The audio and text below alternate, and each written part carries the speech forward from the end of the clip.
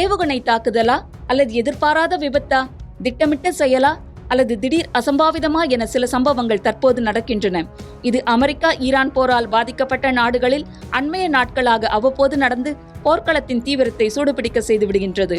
அந்த வகையில் சவுதி அரேபியாவின் கிழக்கு பகுதியில் உள்ள ஜுபைல் தொழிற்சாலை பகுதியில் எரிவாயு நிலையம் மீது தாக்குதல் நடத்தப்பட்டதாக கூறப்படுகிறது.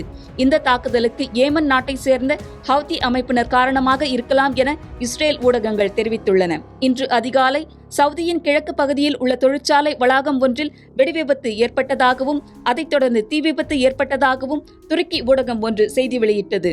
இஸ்ரேலின் சேனல் 14 வெளியிட்ட தகவலின்படி ஜுபைலில் உள்ள சவுதி அராம்கோவின் எரிவாயு ஆலையை ஹவுதிகள் தாக்கியதாக கூறப்படுகிறது.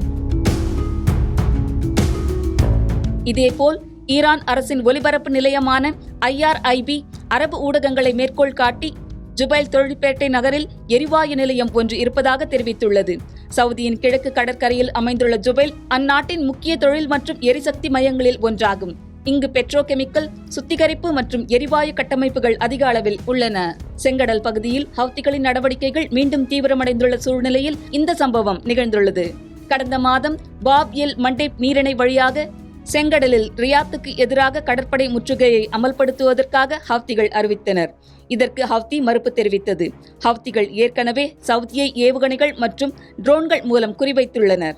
சவுதியின் எரிசக்தி கட்டமைப்புகளுக்கு ஹவுதிகள் அச்சுறுத்தல் விடுவதாக அந்நாடு முன்பு குற்றம் சாட்டியிருந்தது.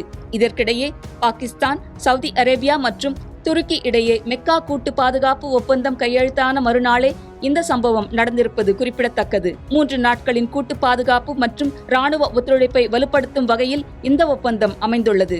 மேலும் ஒரு நாட்டின் மீது நடத்தப்படும் ஆயுத தாக்குதல் 3 நாடுகளின் மீதும் நடத்தப்பட்ட தாக்குதலாக கருதப்படும் என ஒப்பந்தத்தில் தெரிவிக்கப்பட்டுள்ளதும் தற்போது முக்கியத்துவம் பெறுகிறது.